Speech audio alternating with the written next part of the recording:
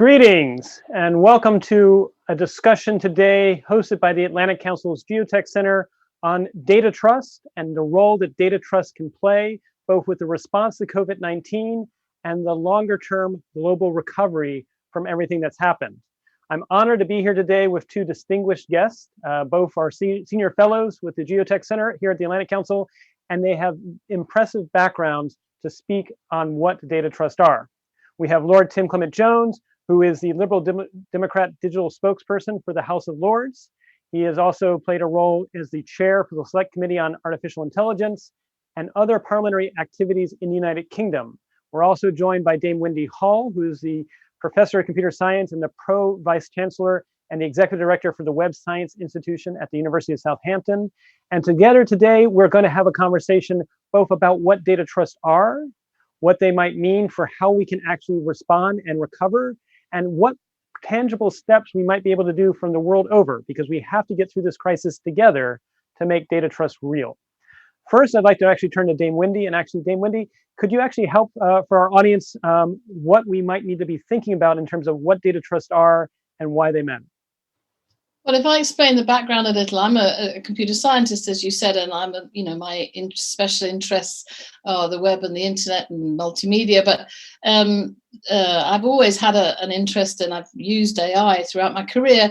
And in 3 years ago, in 2017, which seems like a universe ago now, I was asked by the then Prime Minister Theresa May to co-chair a report for the UK government on AI and how to use AI to help grow the economy, which boy are we going to need coming out of this. And it was all about how new jobs and how we got the right skills, expertise to get people working in AI. And it was meant to be a very positive report, not focusing on job losses and so on. And as part of this, we did a lot of consultation with various groups, particularly with industry, because it was meant to be an industry-facing report. And the first thing the small companies particularly said to us was how hard it was to get hold of the data. If you're a small company developing an AI algorithm, you have the best idea in the world, but if you haven't got the data to use to train your algorithm, then you can't move forward. And part of this was because of DeepMind and the work they were doing.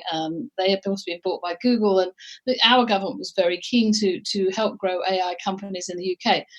And so we started to talk about this idea of data trust, which had existed before the report, and called that term means different things to different people, and the same idea can be called different things, but it's basically about how you set up any sort of data. Could be personal data, it could be data that's very confidential to a company, it could be linked to open data, but the idea is that you set up an agreement between the people that want to share data, a legal agreement with an ethical framework to describe how you're going to share the data and under what terms and conditions.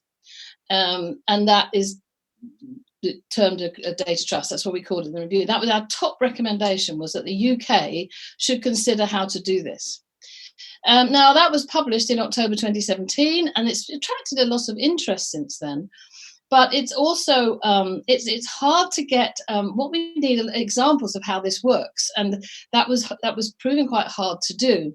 And of course, one of the things is how you actually, how you set those up and use studies for what legal framework you want to use to do it. And that was, we were looking at this, and then the pandemic hits, and it occurred to me that this is now even more important than it was before, because we will have to globally be sharing really quite personal data in order to be able to travel around the world, and we need our governments globally to have access to data about who's had the virus, what symptoms, what treatment, what work, all these things. We are going to need various types of people, the medics, the data scientists, the statisticians, to pore over this data. And we have to do this in a global way. So we not only need data trust in individual countries, we really need what we called on the AI Council that was set up last year. We talked about transnational data trust. We are going to need this mechanism, and the thing that is so where everybody stops short of doing it is, how do we do this? What legal mechanism should we use? Excellent, and thank you, Dame Wendy. And just to make sure, for those that are still sort of trying to begin the ramp up on what data trusts are, am I correct in saying that this is a case where you as an individual choose to share what data you want as part of a collective activity, a trust or some other activity? So it's not just your data, it's part of others as well.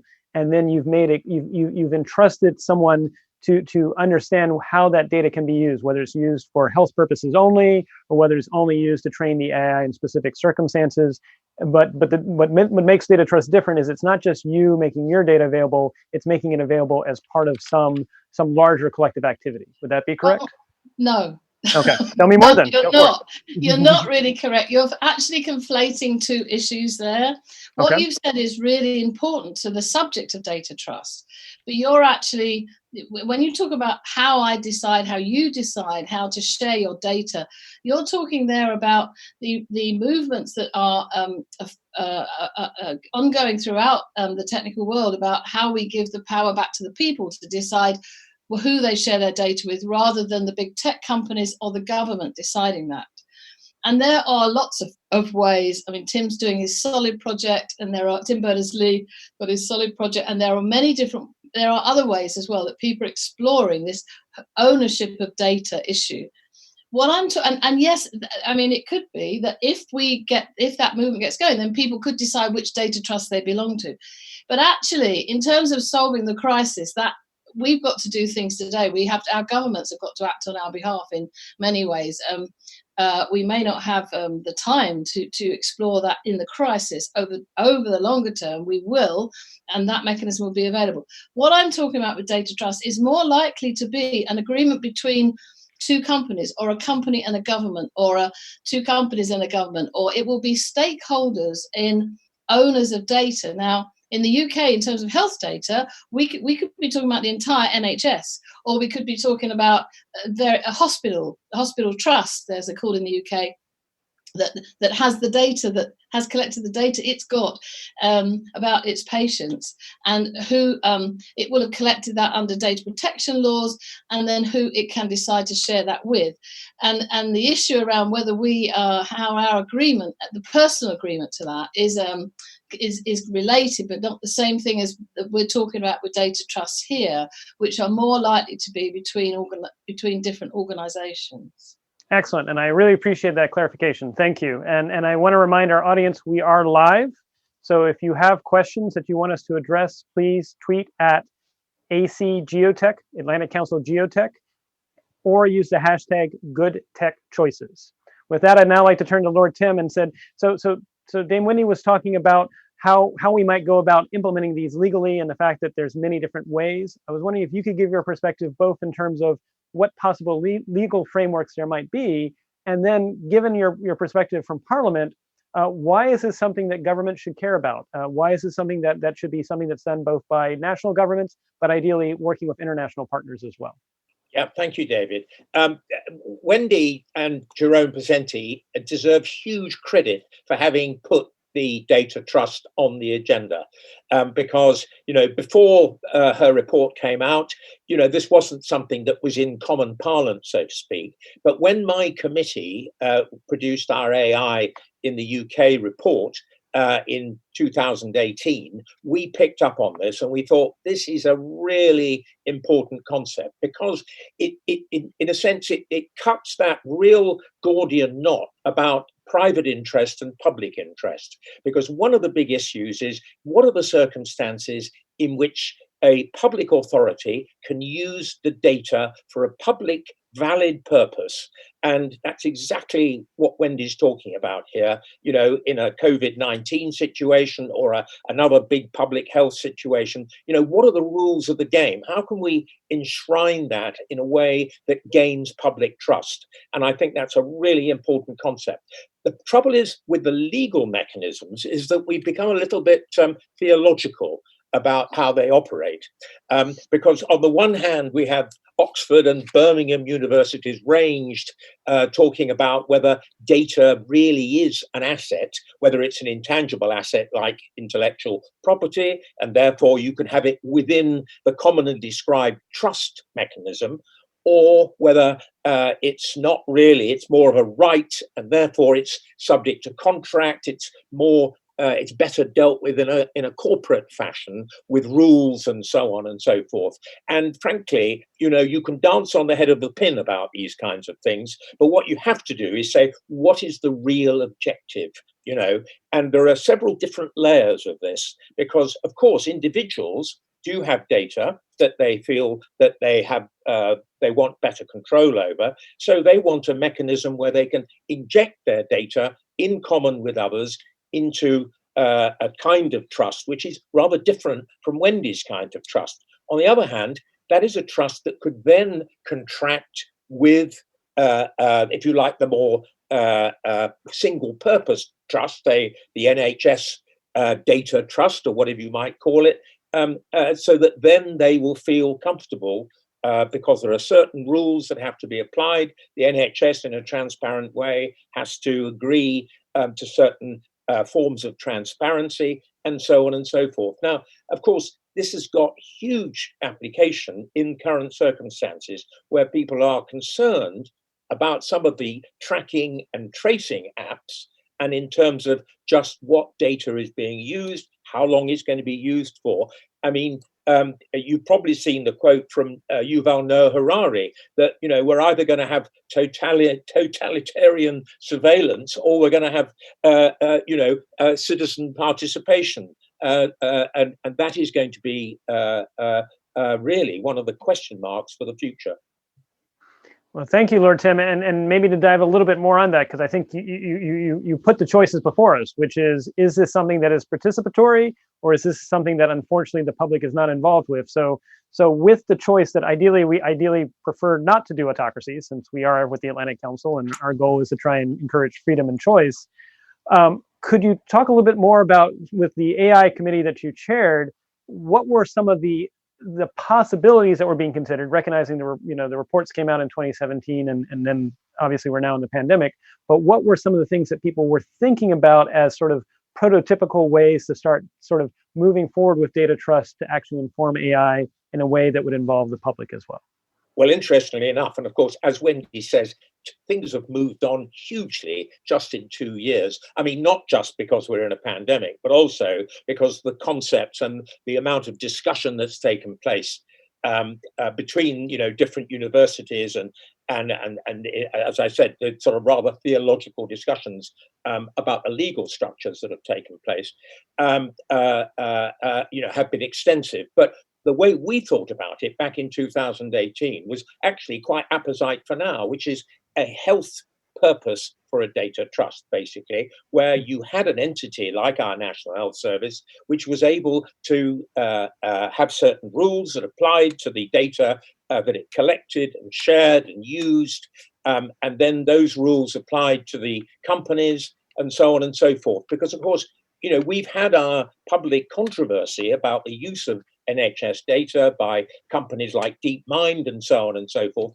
quite inadvertent in a way, but they have sensitized people to the use of health data, which people feel quite strongly. But of course, we also have the data protection legislation, the GDPR, the General Data Protection Regulation, which covers that as well. But what it doesn't always say is that an entity like the NHS has to be absolutely transparent about how it is using that data. And I think a data trust would make sure that they had to do that in those circumstances. And again, we're back to the issue of public trust, because if we don't get public trust, then all we do is breathe suspicion.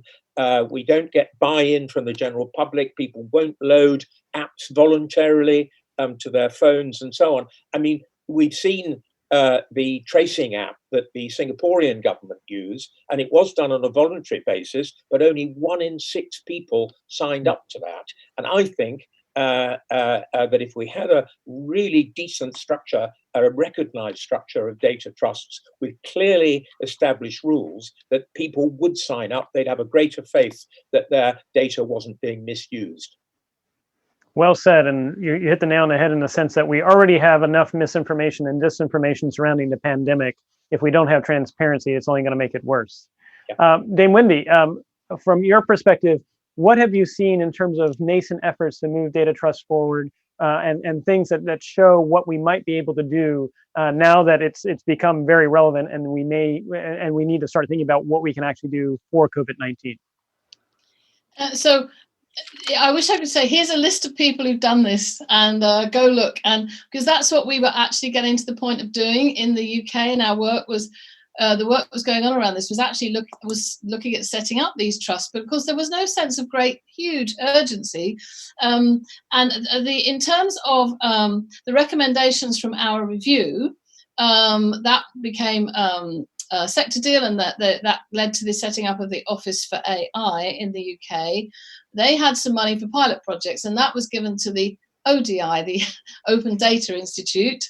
All these acronyms sound the same, but the money went to the Open Data Institute, the ODI, and they have run some pilot projects, and they have, there's a report on their website about how they did that. They were small but well formed, and we were looking to build on that. They have another one almost ready to go, but their launch was put off because of when we all went into lockdown, and very much hope that will be made public soon, so that we can start having case studies. I was talking to a firm of lawyers yesterday, again, who are, and I know there are several firms of lawyers in the UK who've been are on the verge of announcing that they've set up data trusts, and at the moment they are, the lawyers are setting them up as using, as contractual agreements. I mean, the key thing is that to have, to quote from the lawyers I was talking to yesterday, the trust needs to know what its purpose is, and it needs to have an ethical code of practice. I mean, we haven't talked much about ethics, but a very important part of what we talked about in the review was not just the legal contract, but the ethical code of practice. Now, we have, as Tim Clement-Jones said, the GDPR and other data protection laws, and every country has its own, every region has its own version of those, but you need to abide by the law. But it's the ethical code of practice and then you need to have a governance model for the trust. And of course, some people argue, this is Tim's theological point. I love the way of talking about that. Some people argue you have to use trust law to do that. Many lawyers I talk to say a contract, but you have to have a governance model. Who is actually going to judge whether the company, the organizations involved are abiding by the rules and regulations set down in the trust agreement? And it needs all be set up as a contract that protects the data owners, or the people who are holding data on behalf of other people, like a health service might do. I'd like to make one other point here as a computer scientist, which is that I really don't think we want large centralized databases coming out of this. The NHS is a classic example of an organisation which in the past has spent a lot of money on IT projects, which have been millions and millions of pounds, which has not worked. And I really think that, when a government is trying to pull together data about what's happened, and take a country the size of the US and how you pull together all the data about what's happened with COVID-19, what you don't do is put all that in one big database and take it away from the data owners. By the owners, I mean like the hospitals, the doctors' centres, the people who are guardians of it for the patients. Because they are the curators, they're the people that know what they've put in, they're the people that will continue to put data in. And so I firmly believe, as a computer scientist, we have to have a decentralized model for doing this, and that the centralized piece will be metadata, so you know what data is where, and so you know where to put your resources in terms of analyzing it. But that's I feel really passionate about that. I would share your passion, and I think you said it well, which is centralization is not what we're striving to do here. And if I could amplify what you were saying, Dame Wendy, is you're saying that we need to obviously spell out both a code of ethics that obviously is in keeping with the laws, but even going further and actually talking about the code of ethics, Absolutely. then also have design principles too, which is don't centralize, make sure wherever the data is best known, which is the data edge, remains with the data edge because they'll understand the nuances of their data. My own experiences in responding to outbreaks, oftentimes when you try to centralize, you find that some hospitals, they were considering cases, they counted cases differently, or they would report them only every 3 days. And so you'd see a spike every 3 days, but that was an artificiality in the data. So I like your principle about empowering the edge. On the data ethics question, real quick, before I also ask Lord Tim, were there any early examples of like a simple ethical principle to have? Like, could we update and say, do unto others as they give permission to have done with their data, or something like that for the 21st century? I mean, of course, there are a number of organizations. I mean, Europe is awash with AI and ethics. This was another huge topic of conversation before the pandemic and will continue for many years afterwards. And actually, in some ways, timing-wise, it was good we had some of those conversations before the pandemic, because there are various organizations throughout the world that have put up ethical principles for AI. And I think we could adopt some of those for, they might need to be more detailed in terms of data sharing, because many of them were quite high-level ethical frameworks. But it seems actually this is, to me, the way to approach AI ethics, is to look at, because at the moment AI is about, I mean, AI is more than this, but at the moment AI is about machine learning, and that learning is done on data. And so to me, if you look at the data ethics, then that really helps inform your AI ethics. And so that's where I'd start to look at the various treaties that have been put up about AI ethics, and then apply those in the concept of a trust. Well said. And I've also found it interesting how everyone's rushed to AI ethics, recognizing AI is the new shiny. But if you don't think about the data ethics, it's kind of like you don't have enough of a foundation to talk about AI. So Lord Tim, on your thoughts, what would you see as good principles or ethics to consider? Do you have anything to add? And then I have a second question, but I'll follow up after that first in terms of, first, what are your thoughts? Of course, I've got something to add, David. Wendy's absolutely right, though, just to start off about the decentralized point. I mean, there is a debate going on at this very moment about what kind of tracing apps are going to be adopted broadly across the UK.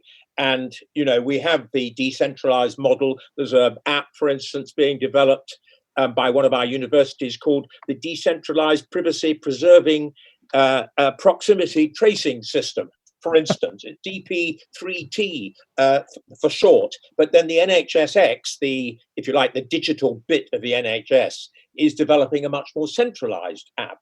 And so there is a bit of a debate going on exactly in the way that Wendy's talking about. And I think, exactly like she said, the default should be a decentralized system. And of course, when we talk about AI ethics, they aren't as specific as that in that sense. Of course, when we talk about AI, and Wendy and I have been debating AI ethics for the past several years now, but I mean, all leading towards actually quite a degree of common ground between the EU, even the Department for Defense in the States has a set of ethics now. There are Beijing principles, OECD, G20, you name it. I mean, there are more sets of principles you can shake a stick at, but the whole issue is whether you can operationalize those principles, and whether you put them in regulation, in corporate governance standards, or in circumstances like this, where you actually want a set of rules that relate to the way you use data. And there are some very interesting aspects of this. The European Data Protection Supervisor, and I bet you didn't know such a person existed, because I didn't until quite recently, sent out a really useful paper talking about data use in the time of COVID, basically, and saying, look, if you are gathering data, you should be making sure that it's temporary, the purposes are limited, we know exactly what the essence of it is in terms of what the results are expected to be, and so on and so forth. So actually, I think we're all right in terms of talking about AI ethics, transparency, freedom from bias, public benefit, and so on. But I think we're going to have to go quite a bit further when we're talking about this kind of data collection, sharing, use at a time like this, because there are many, you've probably seen many articles saying, well, look, what we can't do is have a situation where this is a once for all. People collect our data. We're now in a state of surveillance, basically, and we're not going to be able to return to what most liberal democracies regard as being, our normal civil liberties, which is that we have some degree of control over our data, unless, there are specific rules such as we have in the GDPR. Very well said, and I liked how you said that we need to think about data actually having a shelf life, that it's not permanent, but it is to some degree forgotten as best it could once its point of being collected passes. So, okay, now, Lord Tim, not to put you on the spot, but let's say Google and Apple decided today to go to you and Dame Wendy and say, okay, we got it, we're on board with data trust. What would be the first step that you would recommend that they consider, or anybody consider, to mobilize data trust quickly to respond to the current COVID-19 crisis?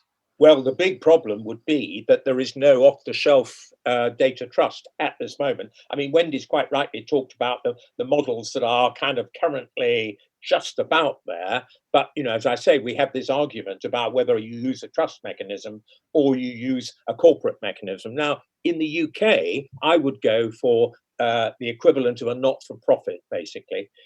There are community interest companies which are clearly seen to be for public benefit. That's their constitution. It's the way they're constituted. And I suspect that the opposite, their opposite number in the States in terms of not-for-profit corporations would be the kind of model that one would go for. And then you would actually then have a set of rules, a set of ethics, as Wendy said, and then some more specific rules about engagement and so on. But the governance at the end of the day is the really tricky bit, because, one of the problems with ordinary trust law is the conflict of interest issue. The trustees have to only act on behalf of the beneficiaries. They can't act for commercial purposes, by and large. So this is one of the big issues that trust law delivers. And so if you're going to have a hybrid and you're going to have somebody like Google involved, and they've got commercial aims as well as the data subjects who are going to insert their data, or the public data that is going to be inserted in the data trust, you need to get those rules very, very carefully specified, because I think conflict of interest is one of the big issues in all of this. And this is what I think the lawyers are struggling with. And real quick, and go ahead, Wendy. Go ahead, Dame Wendy. Go ahead. Well, I would like to. I thought Tim said that brilliantly. I would like to say to Google and Apple, they should lead and set up data trust, but they've got to be done in a trusted way. I mean, they certainly. I don't know about Apple so much, but Google certainly has a huge, and Amazon will have huge amounts of data on how we reacted in this pandemic. Huge amounts. And far more than any government has. And what we need is to have access to that data for research purposes. And so if companies like Google and Amazon and Twitter and others would lead by saying, we will set up not-for-profit companies in which the data, we don't want data that's confidential to them, or we clearly don't want to break any data protection laws. They've got enough of our data anyway. But if they could lead by getting involved in this debate, and actually think about what it means to set up a not-for-profit that enables researchers to look at data that comes from the huge tech companies, I mean, that would be mind-blowing. There is hope, because actually Google and Apple are working on, if you like, this whole Bluetooth aspect of apps at the moment. And it looks like that they are the good guys, interestingly enough. Because it's all about, we'll see what happens, Wendy. But the rumors are that actually this is going to work. The way that if you like, the Bluetooth stays on without just passing your personal data across is going to work. But that isn't the model, it appears, that is being used by our NHS. So we will have to see. Well, I agree with you, Tim. I think that I totally agree that we can do this contact tracing without destroying people's privacy. I agree with that. And if they could put it in the mobile phone operating system, that is a potential way to do it. What worries me is down the line when the crisis is over, and what happens to that data that there will, they will inevitably, the ISPs will have. That's what we don't know. You see, that's why we need data trust. Yep, and we need complete transparency, which we don't have at the moment. So recognizing I may have a conflict of my interest myself, so I'll do a disclaimer that I am with a nonprofit that tries to bring together different sectors and nations. Maybe this is something that we could see if we can find industry partners. Now, let me go a little bit further. Yes. Because you're let's talk about how this might work. So you both mentioned the governance question. Does it need to be like how boards of companies have both people from outside the company to try and think beyond the interests of whatever that group is? So maybe we need to have like boards, and also maybe they need to be representative of the stakeholders whose data is involved. So you need to make sure you involve members of the public, that they are actually representative of the different communities, whether it's in terms of age, gender, racial backgrounds, whatever poverty status they come from, that we need to make sure that it's actually both folks that are not tied to the vested interests of the organization or the trust itself, and also representative as well. I was wondering if maybe you could give some thoughts about different governance approaches. Do you want me to kick off on that? Because you're right, David, this is a big issue, but I think it depends what layer you're talking at. I mean, Wendy and I have been talking about different types of data trusts. I think if you're talking about an aggregation of citizens' data, from the bottom up, if you like, then that's one sort of model, which is much more like a cooperative model, which basically has all the stakeholders, in a sense, elect a council or whatever it is, who then run the data trust. And we've got models like that called the hub of all things, where people are pooling their data rights effectively into a single vehicle. That is one model. But I think when you get to the NHS type data trust, or you're talking about other forms of data that are held by public bodies, or are held on behalf of public bodies, then I think your point about having different interests represented, I think really does have to be taken into account. And that's where one really does have to get the model right, because say, for instance, you have the NHS data held in a trust, which is largely where the directors are largely government ministers. I'm not sure that would have a great deal of buy-in from the general public. Wendy, any comments on that? Well, there will be many different types of data trusts, and we've focused here because it's where everybody's thinking is about how health data, because of the pandemic crisis. There will be, I always use the Rolls-Royce engine data as an example of a huge data set, which is very confidential to the company. I don't suppose there's much going into it at the moment, but that's another issue. How do they share that? It's not personal data, it's data that's confidential to a company. How might they share that with others who can help them analyze it, or other people in the industry to help think of bigger issues like climate change and so on, and aircraft efficiency and maintenance models and all those sorts of things? Very different to a health data trust. But I think always, as my friend said yesterday, the lawyer, it's all about what is the purpose of the trust and setting up the governance model to sort the purpose. And certainly with health data, you're going to need people who actually can see if the rules and regulations are being adhered to. And over time, you may need authorities that help regulate this, like we do in the finance industry. You may need government to put in regulatory authorities to make sure that people are adhering to rules and regulations. And for sure, the board, the governance board of a data trust, whatever form that takes, has to have teeth. It has to be able to say, this is wrong, you must stop doing it.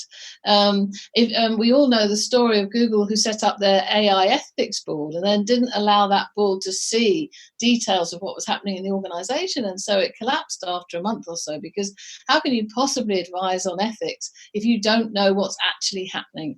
So it's a sort of auditing role. And it will become, over time, not in this crisis, because I'm a firm believer that in this crisis, we shouldn't let perfect be the enemy of the good. We've got to, but we need to have these discussions around that so that we keep things operating well for the future. And down the line, I think this whole idea of auditing data trust will be a really important issue in AI. But we can't wait for that to get sorted in the middle of a crisis. So we're getting lots of questions, and a lot of them are about how do we mobilize quickly, which you all have been addressing and I've been asking. And I'm going to try and recap what I'm hearing and chime in if I miss anything or I characterize it incorrectly. So let's say Google and Apple said they wanted to do data trust tomorrow. First, we would need to do is convene different stakeholders that have data set of value. It could be NHS, for example, in the UK. It could be private companies or other health companies that would have information that would be of use. And then try to figure out how we can work together in a way that is both transparent to what's being done, and then two, making sure we set aside self-interest of any of the individual participants and think about the good of the public. Recognizing that the public might be tied to a nation in the United Kingdom or United States, or maybe even more globally. I hear that, while obviously in the middle of a crisis, we may not necessarily be doing a lot of auditing, we need to start thinking about whatever we do, eventually having some auditing to make sure what's being done is consistent with the values instantiated. We need to also think about how we're transparent about the code of ethics that are being done, that this is not something that can be done in just a company, because a company obviously has profit incentives and stakeholder value creation incentives. This needs to be something that's outside of it as a nonprofit. And then finally, we do need to think globally, and that we need to recognize that if we're waiting for things to show up on our shores or just in our own data in the middle of a pandemic, this is truly global in nature, and so we'll be at a disadvantage. And so we need to think about how we build this coalition globally. Was there anything I missed in terms of the next first steps, which would be basically convene people, identify the rules, and start moving forward in a way that is transparent and builds trust going forward? I think you put your finger on it, David, broadly. The only thing I would say is that it's that first premise when you say Google and Apple come forward and say we're going to set up a data trust. I think I would like to think a bit more as well. We would like to participate and help create a data trust. I think that would be probably a much more constructive way forward. I love it. That's great. Dame Wendy? And I think it's really important that this is, I'm going to use the term government-led, but I mean, if our governments are all struggling to find the right way through this crisis, and they've got to act very quickly and take decisions very quickly. And what we don't want to do is get in the way of them taking decisions that will save lives, right? So it's not about that, but it does need them to I think it needs a government effort, or at least government to say that this is an issue and that we need people to come together, the companies, and if we just take the health example, the people who've got the data, the hospitals, the NHS, the doctor centres, whatever, the drug companies are going to be huge in this. The people who are developing the tests and the vaccines need to have access to a lot of this data. Well, I'm not sure about all that, but they certainly they need. When we start, yes, they will, because when we start rolling out programs where people can self-test, or we've got vaccine programs, where do they go? What is it? All these decisions require access to data, and we need governments to recognize this now.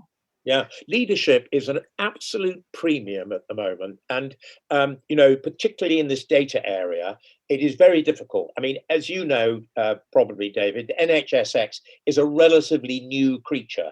They're still looking for senior employees. Some of their senior employees have only just come on board. Others are completely missing. So this is one of the problems, basically. So, we need people both, outside a health service. We need people, exactly as Wendy says, in the pharmaceutical industry and so on, to actually, volunteer and come forward and say, this is what we need to do. And the thing is, somebody has to come up and say, look, we think this is the objective. I mean, we've talked about what is the purpose of a data trust. Well, I think we could state it pretty clearly. But what we need is the actors to come together. Well said. And again, recognizing I may have a conflict of interest, given that I'm in a nonprofit that's trying to advocate for what we call data stone soup. About 2 weeks ago, we had an event in which it was identified that what we lack is cohesive data across countries and sectors to both inform the COVID-19 response and then ultimately the rebuilding. I mean, we know, for better or for worse, unfortunately, there is bias in the current data sets we are getting. You'll always have bias to a degree, but sometimes the bias is intentional. Sometimes it's unintentional, determined in terms of what one country considers to be a case versus another country, or how the data is collected and how it's reported. That it's reported every 3 days, and so you see a spike when in fact that's an artificiality. And so I raise that because you're absolutely spot on that this does need leadership, and we have the same challenge in the United States where we have vacant positions in some of our government roles that are essential here, and I think that's probably not unique to either our two countries. And so trying to figure out how we can move forward on the data side. And then there's also, I almost feel like we may need to have a updated golden rule for the COVID-19 era, which is whatever you do, recognizing you may need to do some things in the middle of a crisis, but do it with a mind that you're okay with it being done 5 years from now or 10 years from now when we're out of the crisis as well. Yes. Act in a way that's consistent with how you want to act 5 years from now too. Absolutely. What is that about? Do something in haste, repent at leisure. I can't remember. Exactly. Very well said. Haste makes More waste. haste, less speed. It was about marriage, actually, I think, but we can adapt it for this purpose. So one of the things that we've gotten is another question we've come in is to actually look a little bit more about what can we do about the quality of hospital records that are either A, poor in quality or leaky in terms of their protections. Is there some responsibility to not just try and bring together data for public good, but actually also try to actually maybe have some feedback loop to improve the quality? And maybe I'll initially go to Dame Wendy from a computer science perspective. I mean, garbage in, garbage out. What can we do to actually try and improve the data that we're actually bringing in?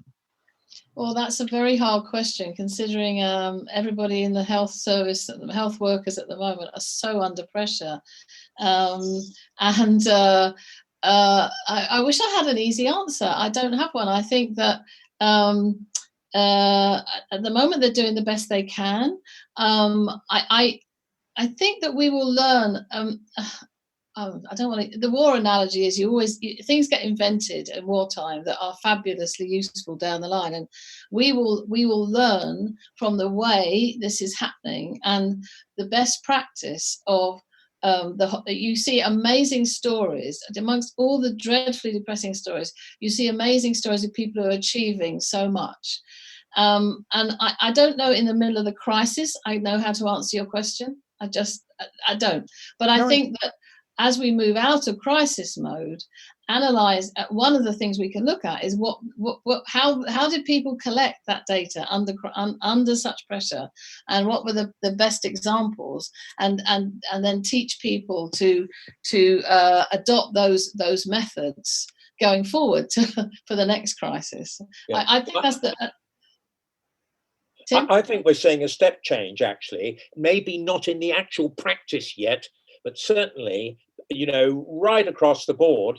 And it isn't just in the health service or public services this is taking place, that, we are, our population is now far more digitally savvy, just having had, a month lockdown and having to go digital, than, so we've seen changes that would have taken 2 or 3 years to take place, probably, that have taken place in a week or so, which is astounding when you think about it, because, Wendy and I think quite a lot about things like digital understanding, what do people know about is happening with artificial intelligence in their smartphone, for instance, that kind of thing. Well, I think that, the same rules apply to business in many ways. I mean, business, all the businesses I know, they've gone digital incredibly fast, and they've had to adapt really quickly. Now, I don't know what's happening inside the health service completely, but I bet that the way in which they're collecting information has had to smarten up, within a space of just a few days, a few weeks, basically. And okay, I hope the architecture is relatively common. But of course, this is one of the big issues with our health service. Huge amounts of data where the structures are not common, there's no interoperability, etc., etc. But I'm just hoping that somewhere somebody has taken an initiative and said, look, if we're going to collect all this data, let's make it to a common format. And that will form the basis going forward of a much more coherent NHS data collection situation. Well said. And if I could, and I think that's a good segue to think about, it's not just about the immediate response and dealing with the health situation. Obviously, that's the top priority. Let's also start thinking about the recovery. And so, we've seen the contact tracing app that's been put forward by different groups, including what Google and Apple have proposed. One thing I will say, and I apologize for using my role as a moderator to at least add some commentary, coming from my own background of public health. You say using or abusing, David? Well, it's a lively conversation, so it's a middle of both. But I would say my own conversation is at least what we used to do with the response to 9/11 and with SARS and with West Nile. It was much more about behaviors. So it wasn't about individuals specifically. It was about, are we seeing a spike in people going to get over-the-counter drugs, or a spike in absenteeism of some sort, or a spike in the price of things? And I don't really see a lot of that being done right now, and that may just be because we're in the middle of the crisis and people haven't had time to think through it. But I also raise because we know that the test sensitivity with COVID-19 is challenging. That sometimes the PCR test, they give you a false positive or a false negative. Same thing with the antibody test, false positive, false negative. And so my only concern is we're going to do an experiment that's at a scale that's never been done before in terms of contact tracing. But if we're assuming that we're relying on a lab test result itself might be a false positive or false negative, that might only exacerbate the challenge. And so I like what you're saying, which is, yes, there is the contact tracing, but that's only a small part of what we're talking about. It is also thinking about the hospitals are seeing. And now let's transition to the larger economy. Let's think about, what could be done for data trust for getting people back to work, or identifying where the biggest need is in terms of helping with education and helping people actually get their benefits if they need to rely on benefits to help with their income status. And so are there thoughts that are happening in the UK that you might be able to share with us that people are thinking about, not just the data to respond, but the data to start to rebuild? Or is it too early days right now with COVID-19? Well, I would love to be really positive in my response, but one of the things that we haven't yet elicited from government is an exit strategy, even a discussion about an exit strategy. But you're so right, David. I mean, funnily enough, this is exactly where the whole data trust aspect hits artificial intelligence, because we're talking about, machine learning dealing with large amounts of data, in the back to work situation, exactly as you say, where are the hotspots for this, where is the need for that, say agricultural workers, or, people going back to work where people, are still isolating and they need people to fill the gaps. That's exactly the kind of landscape that you're so right. Data and a proper use of data is going to be really important. But, I'm afraid I do not yet see, I mean, Wendy may, from where she sits, see this, but I don't yet see that use of data. I mean, the use of data even now is incredibly controversial, just for instance, on the number of deaths in hospital, which excludes those who die in care homes. Just basic things like that. That is not even a question of, there's nothing technical or particularly about that. It's just a way that it's collected and counted and reported. This would have happened in the analog age. So if we can't get those things right, I worry that we're not really still data savvy in government yet. But who knows? Maybe somebody, as we speak, is working on it. No, I think Wendy? Maybe Wendy. It's really difficult. I think we will see a tipping point here in some of the things that we talked about in both our reviews were hypothetical, and they're now very real. And I think so we'll see a tipping point in terms of how data is applied going forward, and what you need to have a national or a global response to something. So I believe that there'll be lots of jobs for data scientists and AI people going forward, as we said in our reviews, and people who are going to do the auditing and the regulating and the making sure everything's fair, and the setting up of governance models, and lawyers and in this area. And government departments, in our review, we made it very clear that government departments were as much a target for our review as industry, because we need government departments. yeah, to collect the data, whether it's personal data or other, non-personal data, and apply AI to it in a way that makes things more efficient and more effective. But data trusts aren't a magic; they're not a piece of magic. They're just good building blocks for doing this. It's good practice. It's the way to stop the bridge falling down. It's the, but it isn't magic. It's not a magic solution. There's a lot of hard graft has to go into data collection. And I wish somebody was waving a magic wand and saying, this is the way we're going to collect data, and this is the architecture, and this is the terminology, and that isn't happening at the moment.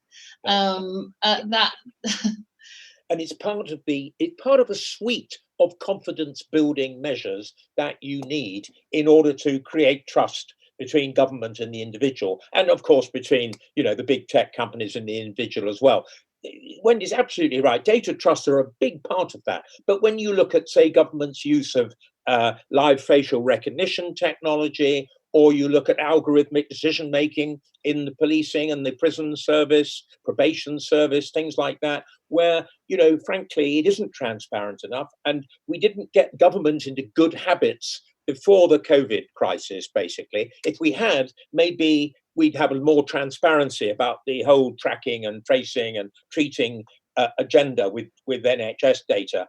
But we need to get government into those good habits, and then we can build public confidence that their data, their public data, their personal data, which is garnered by public bodies, is being used responsibly and for public benefit. But we aren't there yet, and I think that's why we have to keep jumping up and down to get government in the right place, actually.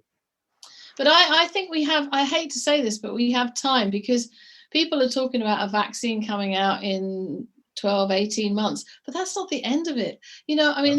This whole thing, we're in the crisis at the moment, but this whole how we learn to live with this virus and then move around the world with this virus and go back to having big sporting events and with this virus is huge issues around that. And we have ducked the elephant in the room, China, on this. We have to work with China, in terms to learn from what they're doing and to get trust in terms of sharing data.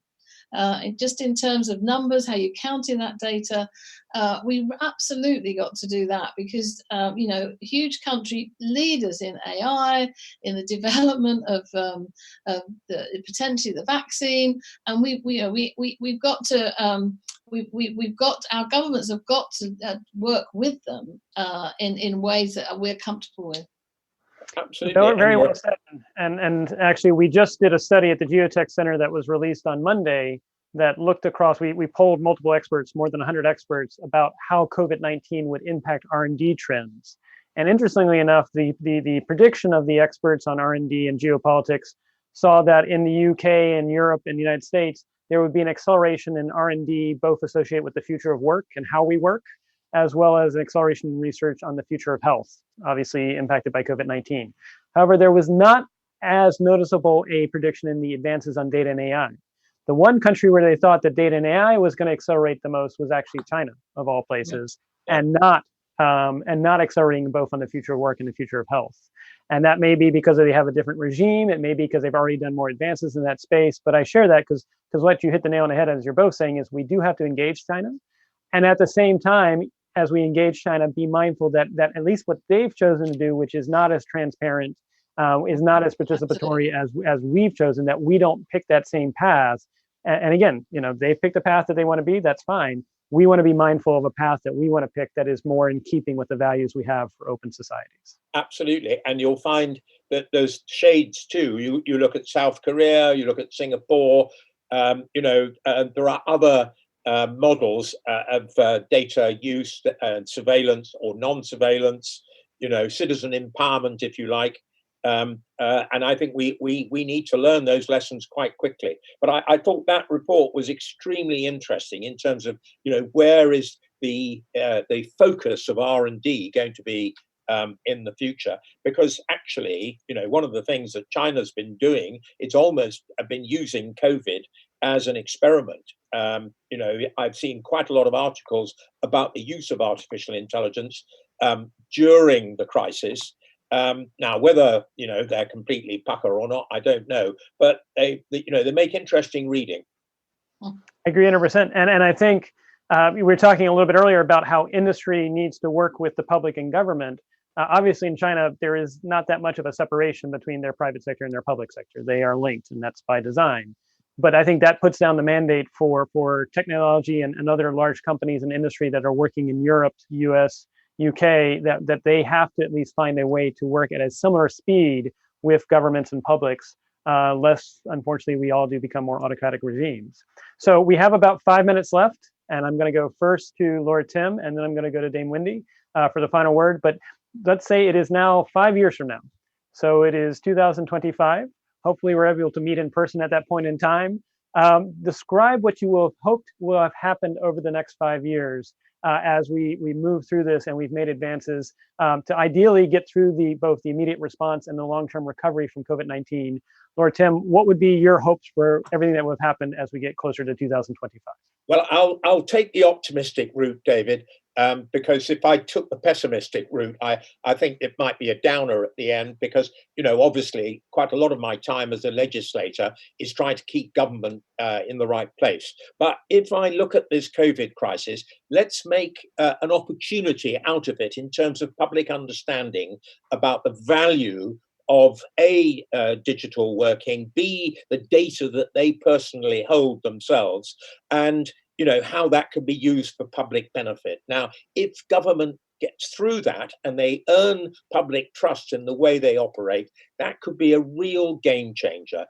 First of all, because people, they've had this learning curve, this massive learning curve in just a few weeks. So they now begin to appreciate just the value of the technology that is there, and probably business, I suspect, will have a much greater understanding of the opportunities available too. And then the pressure will be on government to make sure that they get it right too. And if Wendy and I can keep crusading for data trusts, and get the legal, if we can stop these lawyers bickering, for God's sake, we'll be in great shape. And if we can get that going, then I think we in that time span will have made the best of this crisis. Turn a crisis into an opportunity. Thank you, Lord Tim. Dame Wendy. Well, I'm going to pick up on that. I'm also going to be optimistic because why not? And I think we've talked a lot about health data because obviously that is our main focus at the moment in terms of getting us out of this crisis and saving as many lives as we can, both now and over the next 5 years, and in the underdeveloped world, clearly, as well as the developed world. But I would take two other examples. One is you mentioned education, I think, David, earlier. I mean, every university that I know of is shut. My university is shut, and everybody overnight has gone to teaching online. Now, universities have been doing this in slowly, various ways as the technology has improved. Now it's all gone online, and that will change hugely the shape of education going forward in many different ways. And you can get into the argument about how much you need a bricks and mortar university, how much you need schools for all the social things. But the key thing, every university and every school should have a data trust that's set up, because you will be storing huge amounts of data about every learner who's being taught in that organization over the time they are involved in that organization. And that can be used with AI to customize the learning for that child or that student in amazing ways. And it can also help with people with accessibility and disability issues. There are amazing things you could do in education if you've got the data about how people are moving through pathways digitally. And that needs it needs the schools and the universities to have data trust set up so that people can analyze that data and then turn that back into best practice in education. Another example is climate change. Well, you could argue in one way we've solved climate change because we just kept everybody at home for however many months. That's how we've given the planet Stop the economy and solve. But so you could argue all sorts of things about, but actually I do believe that a really important thing for climate change is analysing the data, and it isn't just the data about how the temperature and the wind speeds and the glaciers and the oceans. It's about how people behave. It's in terms of their instincts and what they'll do, what they'll put up with, and what they won't put up with in terms of how using less power, less energy, traveling less. But in terms of companies and research organizations that are looking at this need data about this. And so this is another way in which data trust can be used over time. So my optimism is that if out of this crisis we do quite rapidly, with the help of our governments taking this on board, learn how to set up data trust for the good, then we can apply that in many other areas as well. As by 2025, I would like to think that we've got data trust working to help us in many different areas of our lives. Yeah. Thank you. So unfortunately, we have to wrap up for time, but I want to thank both Lord Tim and Dame Wendy for your amazing insights. This was truly a very engaging conversation. Highlighting the three things that you've thrown down for gauntlets is assuming different tech companies or other benevolent individuals and organizations want to move forward with data trust is first. Make sure you do a framework that is transparent, that involves governance, that involves ethics, and moves forward in a way that actually thinks about the good of the public. Then two, I heard the other throwing down the gauntlet by Dame Wendy, which is, let's think about this not just in terms of COVID-19, but think about it in terms of improving education and how we do education. Thinking about climate change and other things like that as well, that we need to understand ourselves and our societies better to be better for the planet. And then lastly, I heard the gauntlet thrown down by Lord Tim, which is resolve disputes between lawyers by 2025. Maybe we can move forward to there. But I raise that because I truly appreciate your passion, your work as positive change agents. And I do sincerely hope that we do get, from a result of this and more efforts, we get people that are coming to you to say, all right, we're ready to do this. Let's make it happen. So thank you both for being positive change agents. Thank you, David. Thank you, Atlantic Council. Thank you very much. Thank you very much. Take care all.